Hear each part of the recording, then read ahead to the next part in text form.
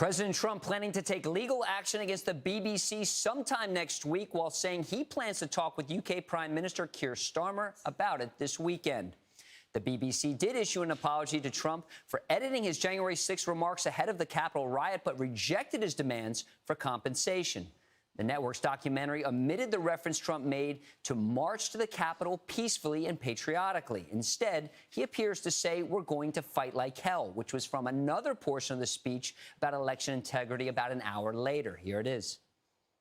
We're going to walk down to the Capitol, and I'll be there with you, and we fight. We fight like hell. And if you don't fight like hell, you're not going to have a country anymore. We're going to walk down to the Capitol,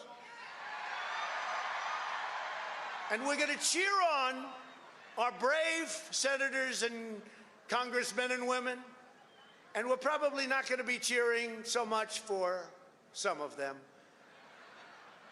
because you'll never take back our country with weakness. You have to show strength, and you have to be strong.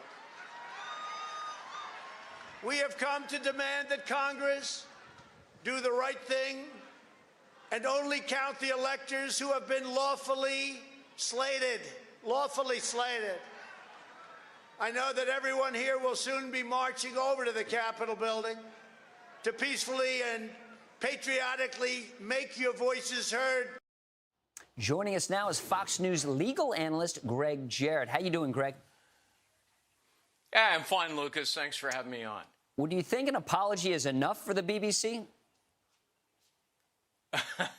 No, compensation is enough, because this was clearly defamatory under British law. The BBC knows that, which is why the network apologized, removed the story.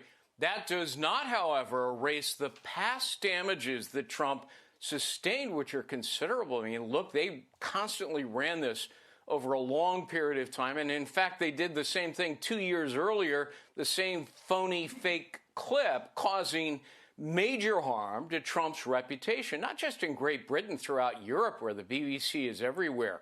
Deliberately disparaging, dishonest propaganda, shameful journalism. It's still actionable in a court of law, the retraction notwithstanding, Lucas. Do you think President Trump's entitled to $5 billion? That's what he's asking for. I don't know.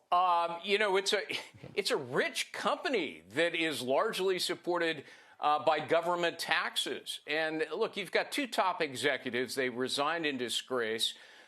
Yet the network still claims it wasn't defamatory. Well, of course it was. Why else would you delete it and apologize? Even more laughable is their insistence there's no institutional bias at the BBC, an obvious lie, since their own internal memo from their own standards chief excoriates the newsroom for its pervasive liberal bias that's corrupted their reporting.